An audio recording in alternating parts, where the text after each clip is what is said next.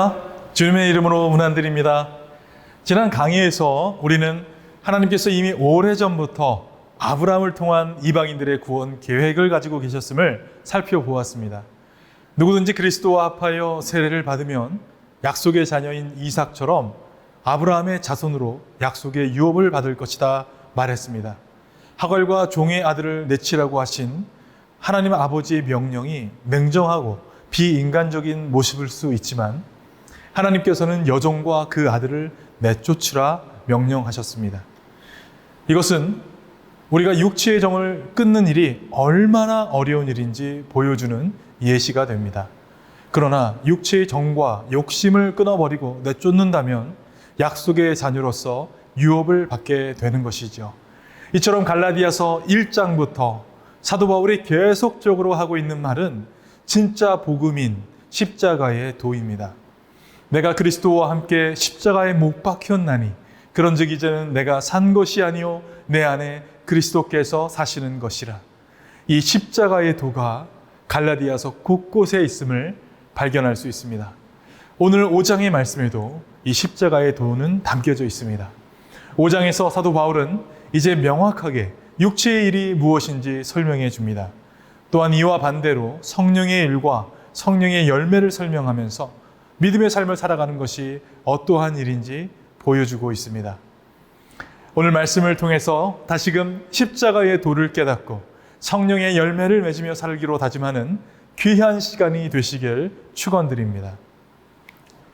네, 오늘의 관전 포인트는 이것입니다. 첫째, 육체의 삶과 믿음의 삶은 어떻게 다른가요? 둘째, 그리스도인들이 자유를 위해 기억해야 할 세 가지는 무엇일까요? 셋째, 성령의 열매를 맺기 위해서 무엇을 해야 할까요? 자, 이 세 가지 질문을 가지고 갈라디아서 5번째 강의를 시작하겠습니다.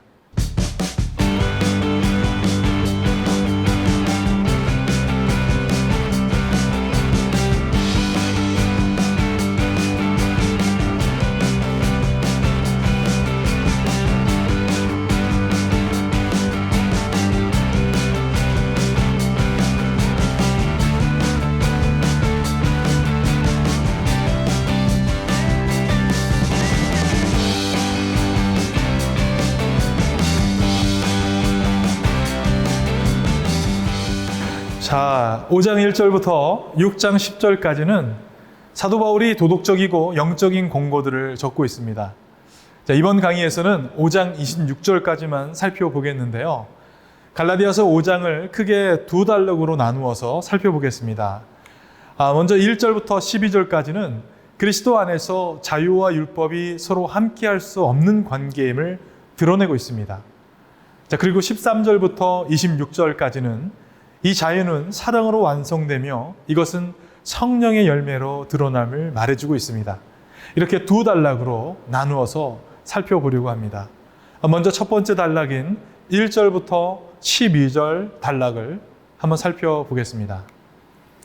4장에서 율법으로 사는 삶은 종된 삶이고 믿음으로 사는 삶은 자유자의 삶이라 말한 사도 바울은 이제 조금 더 나아가서 그리스도 안에서 자유는 율법과는 함께 할 수 없는 것, 양립할 수 없는 것이라 말하고 있습니다. 한 절 한 절 우리 같이 함께 살펴보겠습니다. 5장 1절의 말씀은 갈라디아서 마지막 2장의 요약이면서 어떤 의미에서는 갈라디아서 전체의 요약본이라 할 수 있겠습니다. 강의 때마다 핵심 성결 구절이라고 띄워드렸는데요. 말씀을 한번 보시겠습니다. 그리스도께서 우리를 자유롭게 하려고 자유를 주셨으니 그러므로 굳건하게 서서 다시는 종의 멍에를 매지 말라. 1절의 문장을 원어로 보면 강조 구문으로 되어 있어서 사실은 이 의미가 조금 더 강합니다. 그래서 이 말씀을 직역한다면 바로 자유를 위하여 그리스도께서 우리를 자유롭게 하셨으니 라는 말이 될 수 있습니다. 자유는 그리스도인의 삶의 수단이자 목표입니다. 자유를 주셨으니로 번역된 동사는 부정과거 시제인데요. 이것은 헬라어에서 과거에 이미 완료된 단번의 행동을 가리키는 것입니다. 그렇기에 성도는 예수 그리스도가 십자가에서 죽으신 이 단 한 번의 사건으로 율법으로부터 또한 죄로부터 이미 해방되었다는 바울의 단호한 표현임을 알 수 있습니다. 단 한 번의 사건으로 주어진 이 자유는 종에게는 주어질 수 없는 단어이지요. 이것은 오직 하나님의 자녀에게만 주시는 특권인 것입니다. 그래서 복음은 예수님이 단번에 완성하신 이 자유를 누리는 것이라 말씀드릴 수 있습니다. 그럼에도 불구하고 자꾸만 우리가 율법으로 돌아가려는 이유는 우리 안에 있는 불안한 마음 때문이라 말씀드렸습니다. 보이지 않는 믿음을 의지하며 살아가는 것은 확실하지 않기 때문에 눈에 보이고 사람이 판단 가능한 율법으로 자꾸만 우리가 돌아가려는 것이죠. 또 다른 이유는 우리 안에 있는 소유욕 때문일 것입니다. 믿음으로 살아가는 삶도 좋은데 거기에 율법을 더한다면 더 좋은 것 아닌가라는 생각입니다. 무언가 계속해서 가지게 되고 더해지면 좋다라는 소유욕에 관한 생각이 우리 내면에 있기 때문에 우리는 자꾸만 율법으로 돌아가려는 것이죠. 가만히 생각해 보면 믿음도 가지면서 율법도 지키면 좋은 것이 아닌가라고 생각할 수도 있겠습니다. 갈라디아 교인들도 아마 그렇게 생각한 것 같습니다. 많으면 많을수록 좋은 것 아니냐라는 것이죠. 믿음도 지키고 그 다음 할례를 받아서 율법도 지키면 좋은 게 좋은 것 아니냐라는 것입니다. 이것에 대해서 사도 바울은 어떻게 생각했을까요? 사도 바울은 더하여져서 얻어지는 세 가지 결과를 통해서 이것이 옳지 않다라는 것을 설명해 주고 있습니다. 먼저 첫 번째 2절 말씀입니다. 보라나 바울은 너희에게 말하노니 너희가 만일 할례를 받으면 그리스도께서 너희에게 아무 유익이 없으리라.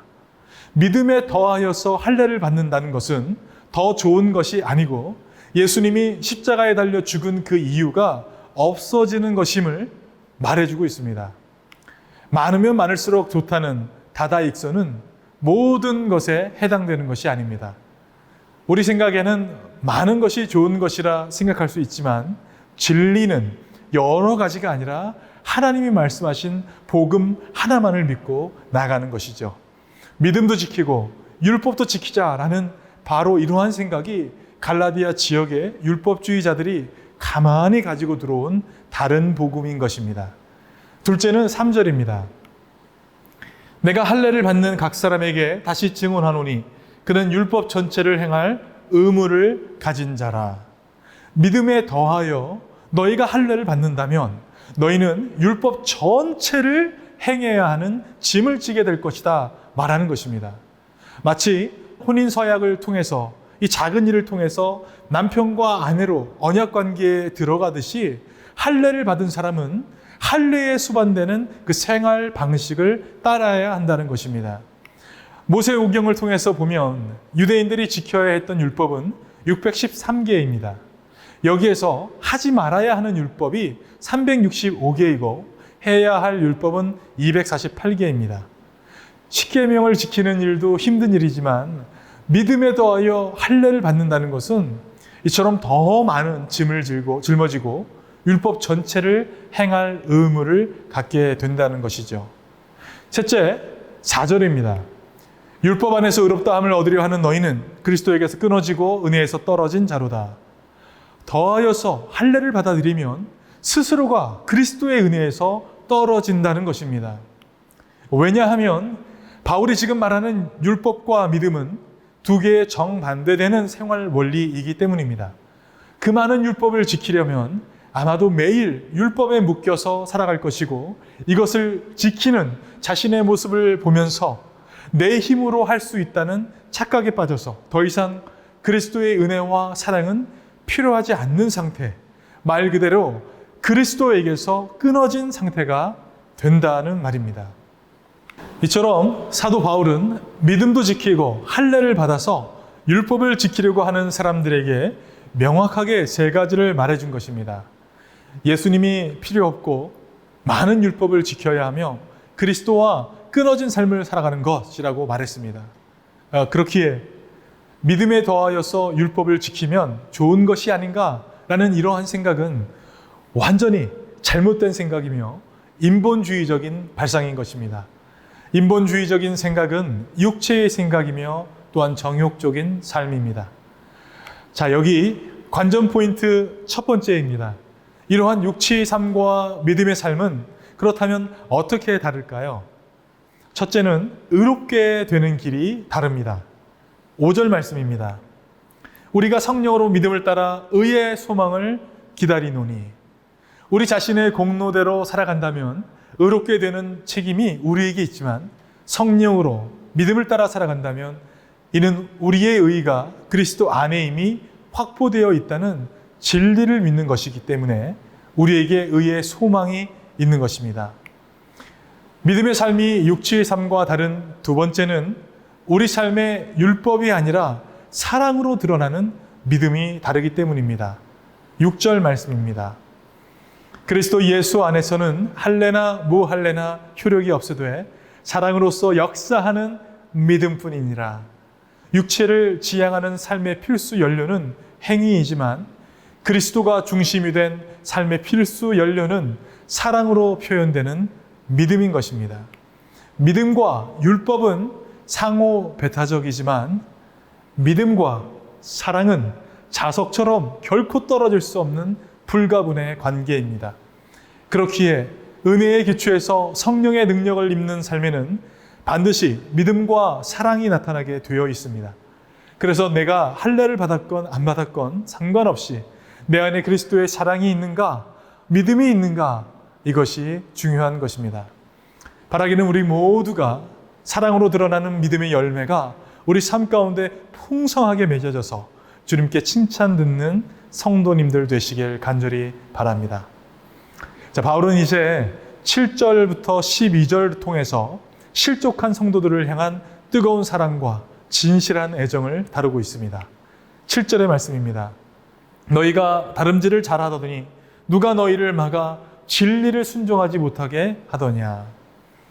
우리가 믿음의 경주 위에서 잘 달리고 있는데 누군가 우리를 가로막았다는 것입니다. 누가 너희를 막아라는 이 말은 우리 신앙의 장애물은 어떤 상황이나 현상이 아니라 사람을 내세우는 사단이 우리 장애물이 된다는 것입니다. 사단은 잘 드러나지 않습니다. 그래서 우리 눈에 보이는 사람을 통해서 우리의 신앙을 방해합니다. 우리가 사람에게 위로를 받기도 하지만 사람 때문에 시험에 들고 신앙을 포기하는 이유도 바로 이와 같습니다. 갈라디아 교인들에게 율법주의자들이 접근했습니다. 그런데 그들이 하는 조언과 비판은 옳지 못했습니다. 그래서 8절에 바울이 말하죠. 그 권면은 너희를 부르신 이에게서 난 것이 아니니라. 율법주의자의 권면이 옳지 못했던 것은 그 조언과 권면이 하나님에게서 나온 것이 아니기 때문입니다. 그들의 조언과 권면은 인본주의적인 생각에서 나온 것이었습니다. 이런 인본주의적인 권면이 신앙의 경주를 방해하는 장애물이 되었다고 말하고 있는 것입니다. 그리고 9절에서는 조금 더 나아가서 이들의 이러한 권면과 관심을 가리켜서 적은 누룩으로 비유하고 있습니다. 9절의 말씀입니다. 적은 누룩이 온 덩이에 퍼지느니라. 유대주의자들은 복음의 원형에 이질적인 율법주의의 가르침을 가만히 더했습니다. 마치 밀가루에 전혀 다른 누룩을 넣은 것과 같았습니다. 이러한 유대주의자들의 행동은 바울이 전한 메시지, 곧 복음 전체를 바꾼 행위였습니다. 복음의 원형에 무언가를 자꾸 더 추가하려고 한 것이죠. 우리는 무언가 더해지면 좋다고 생각하는데 그렇지 않습니다. 여러분, 식당에 가서 고기를 먹어도 양념갈비보다 생갈비가 더 비싸지요. 왜 그럴까요? 양념갈비는 상태가 좀 안 좋아도 양념으로 덮어서 보이지 않게 할 수 있는데 생갈비는 원형 그대로 보여줘야 하기 때문에 신선한 것, 좋은 것을 내놔야 합니다. 그래서 더 비싼 거죠. 무언가 더해진다는 것이 다 좋은 것은 아닙니다. 복음에 영향을 미치는 누룩과도 같은 유대주의자들의 율법을 없애는 방법이 그렇다면 무엇일까요? 바로 버리는 것입니다. 누룩을 완전히 잘라내는 것입니다. 그래서 10절에서 사도 바울은 갈라디아 성도들이 인간적인 장애물과 누룩을 치우고 다시 하나님의 값진 은혜의 생활로 돌아올 것이라는 자신의 확신을 표현하고 있습니다. 10절의 말씀입니다. 나는 너희가 아무 다른 마음을 품지 아니할 줄을 주 안에서 확신하노라. 그러나 너희를 요동하게 하는 자는 누구든지 심판을 받으리라. 여기 주 안에서, 그리스도 안에서라는 이러한 표현은 서신서 전반에 걸쳐서 사도 바울이 자주 사용했던 용어이기도 합니다. 총 164회 주 안에서, 그리스도 안에서라는 표현이 사용되었고, 특별히 에베소서에서만 90회 이상 사용한 용어이기도 합니다. 그만큼 사도 바울의 삶에서 이 개념이 마음속 깊이 자리 잡고 있었다는 말이죠. 이것은 신실하신 주님께서 자신의 교회와 성도들을 방치하지 않으실 거라는 확신을 말해주고 있는 것입니다. 11절에서 보면 형제들아 내가 지금까지 할례를 전한다면 어찌하여 지금까지 박해를 받으리요.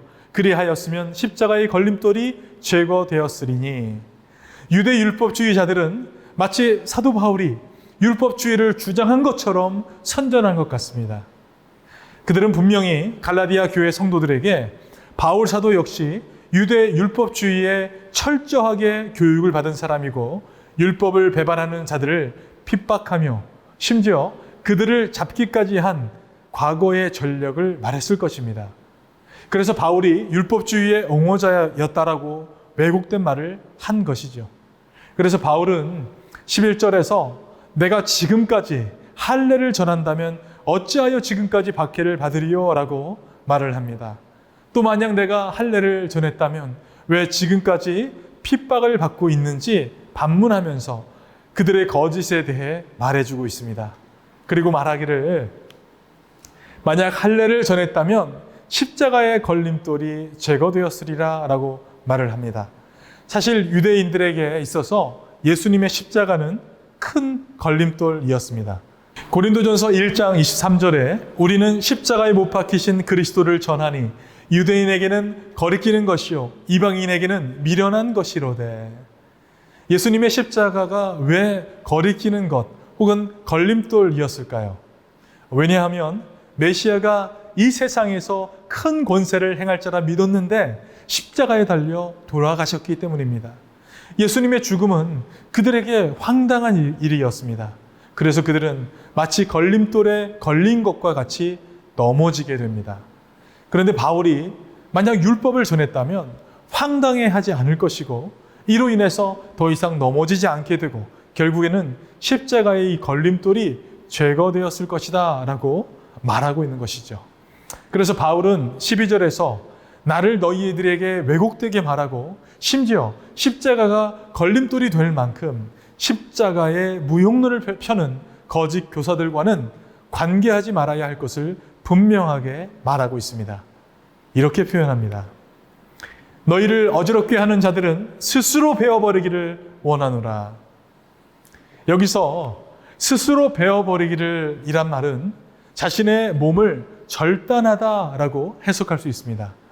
베어버리다라는 헬라어는 이교 제사장들이 자신의 선택으로 고자가 되었던 것과 같은 거세를 의미하는데 자주 사용했던 말입니다. 바울의 이러한 말은 풍자적인 표현이죠. 너희들이 하나님의 마음을 사기 위해서 할례를 계속 고집한다면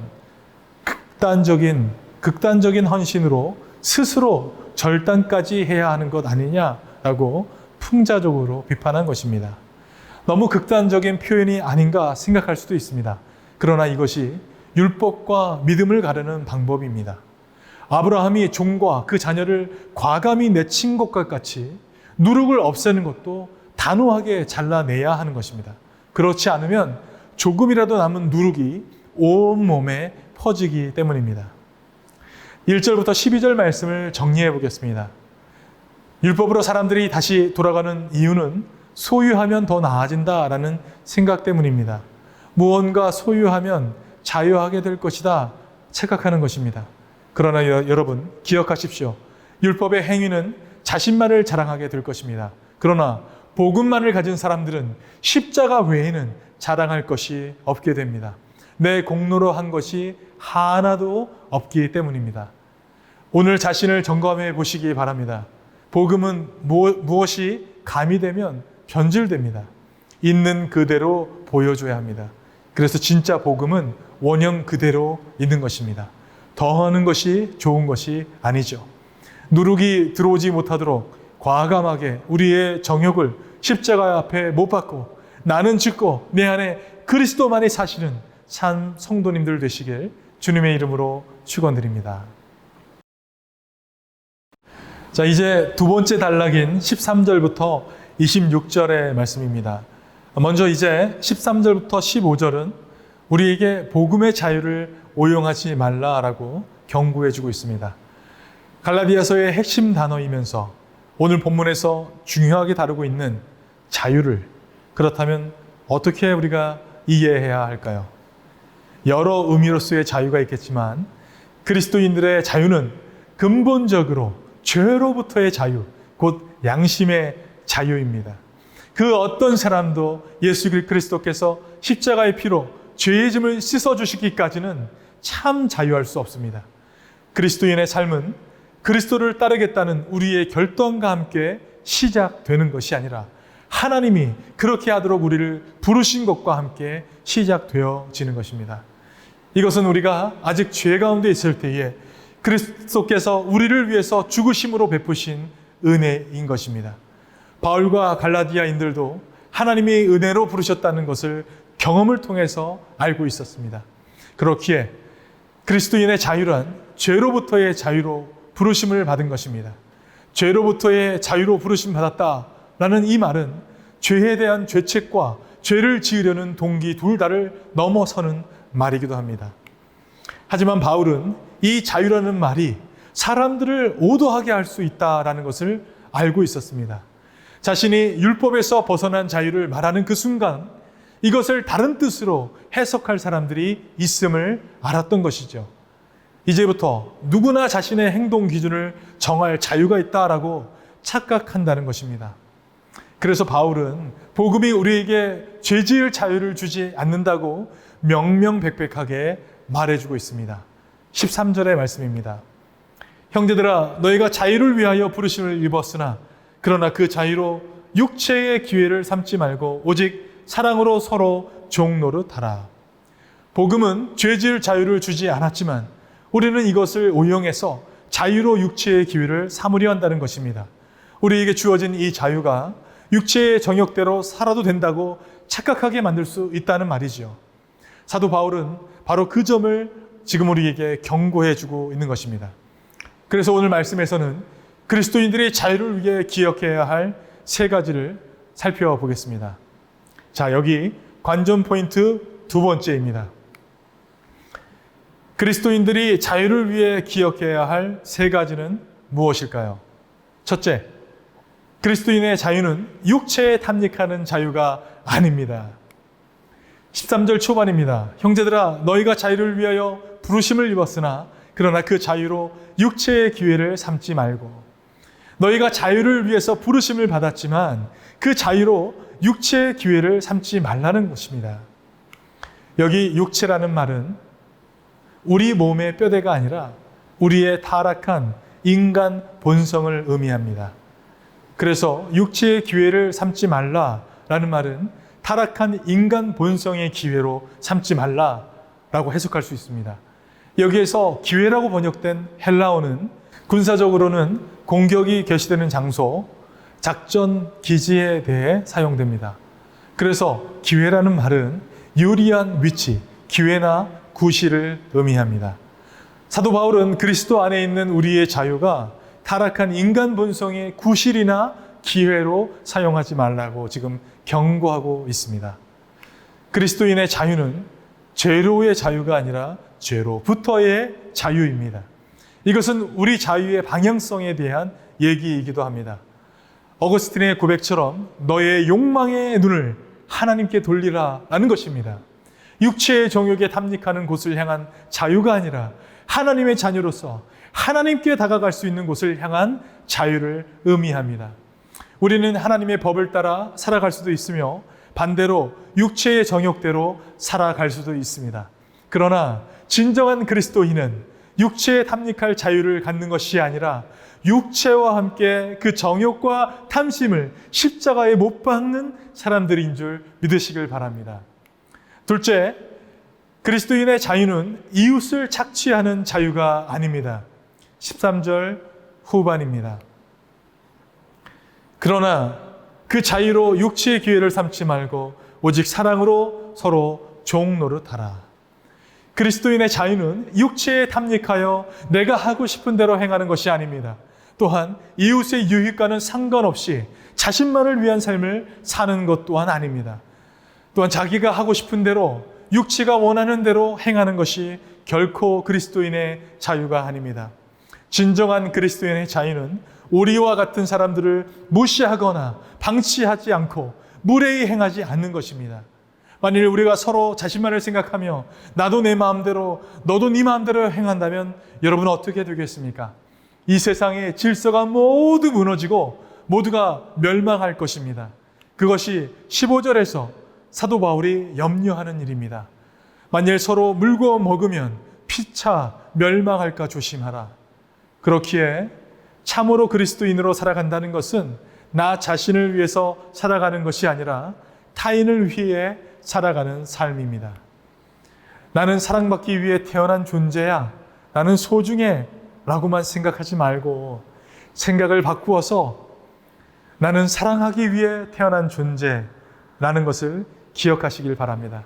사랑으로 서로 종노릇하라는 말씀을 가슴속 깊이 새기시면서 내 정욕은 십자가에 못 박고 그리스도의 마음으로 타인을 섬기는 우리가 되길 간절히 바랍니다.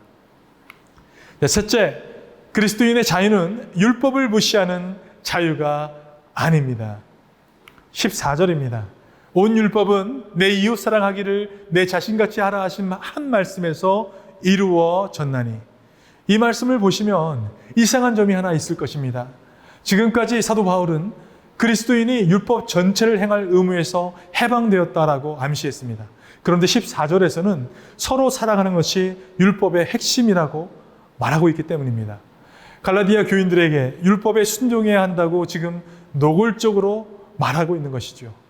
이것을 어떻게 이해해야 할까요? 율법을 지키지 말라고 하면서 다시 율법에 대해 강조하고 있습니다. 우리는 율법을 지킬 의무가 있을까요? 어떤 의미에서는 율법을 지킬 의무가 있으나 어떤 의미에서는 그렇지 않습니다. 앞서 살펴본 3절을 다시 한번 보겠습니다. 율법 전체를 행할 의무를 가진 자라는 이 말은 곧바로 4절에 율법 안에서 의롭다함을 얻으려 하는 너희로 이어집니다. 그리스도인에게서 사라진 의무란 곧 구원받을 목적으로 율법을 지킬 의무, 이 율법의 의무가 사라진 것입니다. 왜냐하면 율법으로는 결코 구원받지 못하기 때문입니다. 그렇기에 우리는 구원받을 목적으로 율법을 지킬 의무가 사라진 것입니다. 그러나 이제 우리는 값없는 은혜로 온전히 구원받았기에 오히려 율법에 순종할 의무가 더 커지게 되었습니다. 왜 그럴까요? 하나님을 사랑할 이유가 이전보다 더욱 많아졌기 때문입니다. 구원받기 위한 의무가 아니라 죽을 수밖에 없는 이 죄인을 살려주신 그 하나님의 사랑이 너무나 커서 행하는 순종이기 때문입니다. 이 사랑은 복음을 믿는 믿음과 복음의 소망에서 발원하여서 이웃을 향한 사랑과 섬김으로 흘러가게 됩니다. 이웃을 이용하여서 내가 원하는 것을 마음대로 하는 것이 아니라 온 율법은 이웃을 사랑하라는 한 말씀을 자연스럽게 이행하게 되는 것입니다. 예수님을 알지 못했을 때는 내 중심으로 내가 하고 싶은 대로 마음껏 살아가다가 하나님의 은혜를 경험하고 예수님을 구주로 맞이하는 그 순간부터는 어둠에서 빛으로 나아가듯 계속해서 하나님의 뜻과 사랑으로 나아가게 된다는 것입니다. 누가 시켜서 그런 것이 아니라 하나님의 큰 사랑을 경험하니까 내가 가진 생각과 육체의 정욕이 더럽다는 것을 보게 되고 더 이상 육체의 정욕과는 상관없는 삶을 살아가려고 노력하게 되면서 또 성령께서 이끌어 가심을 경험하게 되기 때문일 것입니다. 그래서 자연스럽게 율법의 핵심인 이웃 사랑을 실천하게 되고 이웃과의 사랑을 통해서 성령의 9가지 열매를 맺게 되는 것입니다.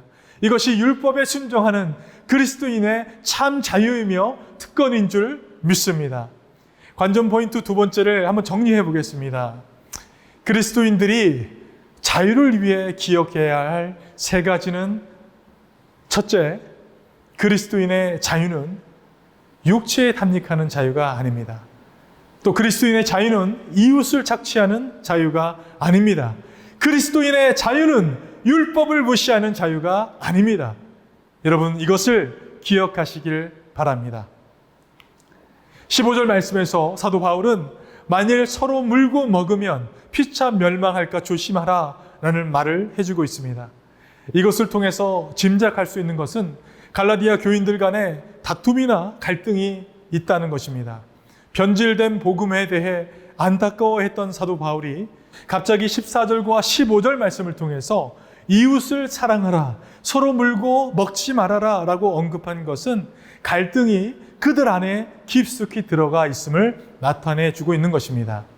또한 5장 마지막 절인 26절에서는 서로 노엽게 하거나 투기하지 말라라고 말해주고 있습니다. 헛된 영광을 구하여 서로 노엽게 하거나 서로 투기하지 말지니라.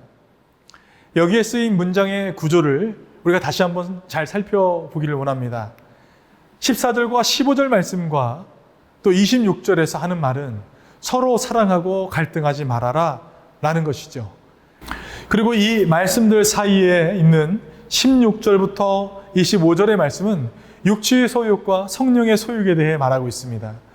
앞과 뒤에 서로 사랑하라, 투기하지 말라라고 말한 뒤에 그 사이에 육체의 소욕과 성령의 소욕을 말하고 있다는 것은 성령의 필요와 역할이 성도 간의 갈등과 분란을 해결하는 키로 작용하는 것이라 말할 수 있을 것입니다. 성령의 필요와 역할에 대한 사도 바울의 말씀을 한번 살펴보겠습니다. 16절에서 18절 말씀입니다. 내가 이르노니 너희는 성령을 따라 행하라. 그리하면 육체의 욕심을 이루지 아니하리라. 육체의 소욕은 성령을 거스르고 성령은 육체를 거스르나니 이 둘이 서로 대적함으로 너희가 원하는 것을 하지 못하게 하려 함이니라. 너희가 만일 성령의 인도하시는 바가 되면 율법 아래에 있지 아니하리라. 16절과 18절은 강한 대구를 이루고 있습니다. 16절에 육체의 욕심은 18절에 율법 아래라는 것이 짝을 이루게 되고요. 또 16절에 성령을 따라 행하고와 18절에 성령의 인도하시는 이 부분이 짝을 이루게 됩니다. 그래서 육체의 일과 율법 아래의 일이 서로 같은 의미로 우리가 해석할 수 있습니다. 그리고 17절에 육체는 성령을 거스르고 성령은 육체를 거슬러서 서로가 대적한다 말하고 있죠. 성령의 능력으로 살면 우리는 육체에 빠지지 않습니다. 그러나 육체에 빠지면 우리의 삶이 성령의 통제를 벗어나게 된다는 말입니다. 그래서 위대한 종교 계획가인 칼빈은 이것을 이렇게 표현했습니다.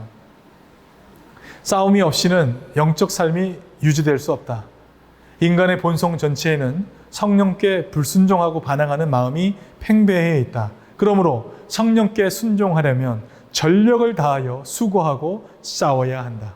우선 자기를 부인해야 한다. 예수님도 자기를 부인하고 나를 따르라 라고 말씀하시면서 이러한 내면의 싸움에 대해 말씀하셨습니다. 사도 바울은 디모데 전후서에 이것을 가리켜 선한 싸움이라 표현했습니다.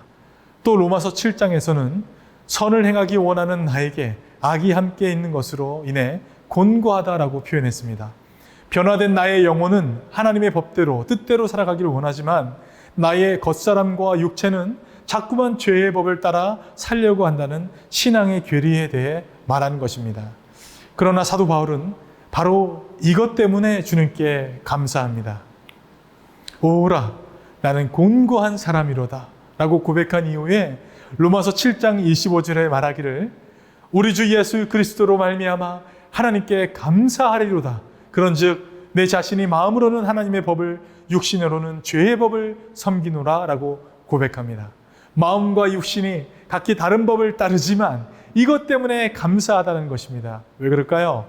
따라가기 싫은 육체의 법을 통해서 하나님의 법의 소중함을 깨닫게 되었기 때문입니다. 육체로 인해서 더욱 하나님의 말씀과 법을 사모하게 되더라는 것입니다. 육체로 사는 삶보다 영혼을 위해 살아가는 삶이 더 값지다는 것을 육체를 통해서 깨닫게 되니 이 얼마나 감사한 일입니까? 네, 칼빈의 말처럼 싸움이 없이는, 선한 싸움이 없이는 영적 삶은 유지될 수 없습니다. 오늘도 선한 믿음의 싸움을 싸워 승리하는 우리 모두가 되길 바랍니다. 자, 이제 바울은 19절부터 23절까지 날카롭고 극명한 대조를 이루는 두 개의 그림을 우리 앞에 내놓습니다. 하나는 육체의 일이고 또 하나는 성령의 열매입니다. 먼저 육체의 일에 대해 함께 읽어보겠습니다. 육체의 일은 분명하니 곧 음행과 더러운 것과 호색과 우상숭배와 주술과 원수 맺는 것과 분쟁과 시기와 분냄과 당짓는 것과 분열함과 이단과 투기와 술취함과 방탕함과 또 그와 같은 것들이라. 전에 너희에게 경계한 것 같이 경계하노니 이런 일을 하는 자들은 하나님의 나라를 유업으로 받지 못할 것이요. 여기서 열거한 육체의 일은 총 15가지입니다. 음행, 더러운 것, 호색, 우상숭배, 주술, 원수 맺는 것, 분쟁, 시기, 분냄, 당짓는 것, 분열, 이단, 투기, 술취함, 방탕함입니다. 그리고 성령의 열매는 9가지로 묘사하고 있습니다. 사랑, 희락, 화평, 오래 참음, 자비, 양성, 충성, 온유, 절제입니다.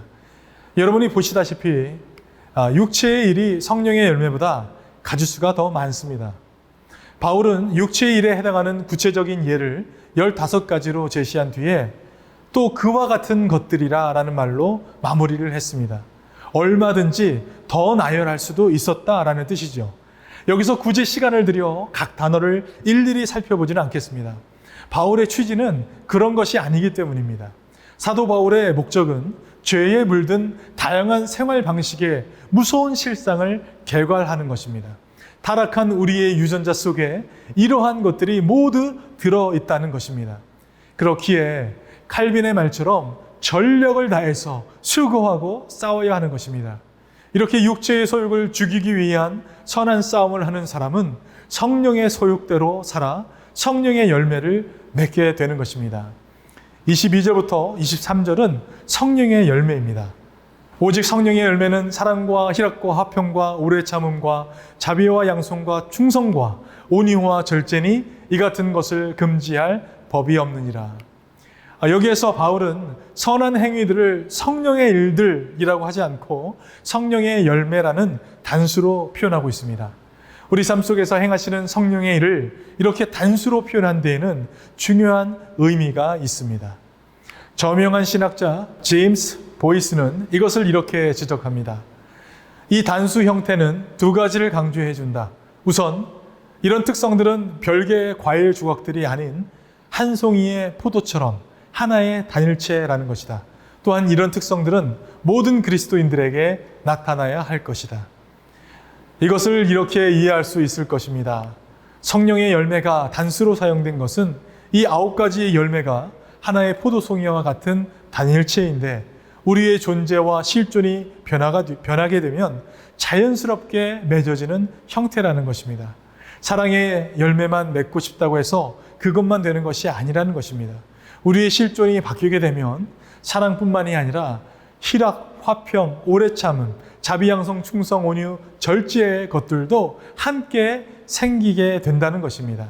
그리고 성령이 임하면 모든 성도가 동일하게 이러한 열매를 맺게 된다는 것입니다. 그렇다면 여기서 중요한 질문을 던져야 합니다. 성령 안에서 성령을 따라 살아가려면, 성령의 열매를 맺으려면 우리는 어떻게 해야 할까요? 자, 여기 관전 포인트 3번째입니다. 성령의 열매를 맺기 위해서 무엇을 해야 할까요? 그 해답이 24절과 25절에 나와 있습니다. 그리스도 예수의 사람들은 육체와 함께 그 정욕과 탐심을 십자가에 못 박느니라. 만일 우리가 성령으로 살면 또한 성령으로 행할지니. 여러분, 이 말씀은 지금까지 각 장에서 사도 바울이 계속해서 말하고 있는 십자가의 도에 관한 말씀임을 기억하십시오. 성령을 따라 살아가려면 우리의 육체의 정욕을 십자가에 못 박아야 합니다. 철저하게 우리의 정욕을 죽일 때 우리는 비로소 나는 죽고 내 안에 성령께서 이끄시는 대로 삶을 살아가 성령의 열매를 맺을 수 있습니다. 내가 죽지 않고 내 생각과 의를 드러내는데 어떻게 성령께서 내 삶을 이끄실 수 있겠습니까? 나의 정욕이 십자가에 못 박힐 때 이것이 가능하게 되는 것입니다. 그러나 이것은 말처럼 결코 쉬운 일이 아닙니다. 내가 말로써 내 정욕을 십자가에 못 박는다고 수십 차례 외쳐도 하나님의 은혜, 성령의 도우심이 없다면 불가능합니다. 그렇기에 후히 주시고 꾸짖지 않는 주님께 나아가 기도하기를 원합니다. 성령의 도우심을 간구하십시오. 성령께서 반드시 여러분을 도우실 것입니다. 이 선한 싸움은 한 번으로 끝나는 것이 아니고 하나님께서 부르실 때까지 계속적으로 싸워야 하는 것입니다. 빌립보서 3장 13절부터 14절에 형제들아 나는 아직 내가 잡은 줄로 여기지 아니하고 오직 한 일, 즉 뒤에 있는 것은 잊어버리고 앞에 있는 것을 잡으려고 표대를 향하여 그리스도 예수 안에서 하나님이 위에서 부르신 부름의 상을 위하여 달려가노라. 고린도전서 15장 31절에 형제들아 내가 그리스도 예수 우리 주 안에서 가진 바 너희에 대한 나의 자랑을 두고 단언하노니 나는 날마다 죽노라. 노년의 사도 바울이 계속해서 표대를 향해서 나아간다 말하고 나는 날마다 죽노라 고백한 이 고백은 성도로서 살아가는 우리에게 큰 도전이 되는 말씀입니다. 우리도 날마다 십자가의 은혜를 기억하며 십자가 앞에 우리의 정과 욕심을 못 박아야 될 줄 믿습니다. 아니 목사님 어떻게 이 일을 평생 하면서 살아갈 수 있습니까? 라고 묻고 싶으신가요? 그래서 마음에 부담이 되십니까? 걱정하지 마십시오. 성령에 붙들린 사람들은 비록 육체의 정욕을 평생 가지고 날마다 이것을 십자가에 못 박아야 하지만 성령의 선한 능력으로 능이 넘치도록 이겨낼 것이고 나중에는 가속도가 붙어서 성령 안에 참 자유를 누리게 될 것입니다. 우리가 성령을 따라 살아가게 될 때 26절의 말씀처럼 자랑과 도발과 시기에서 벗어나 참 성도다운 삶을 살아가게 될 줄 믿습니다.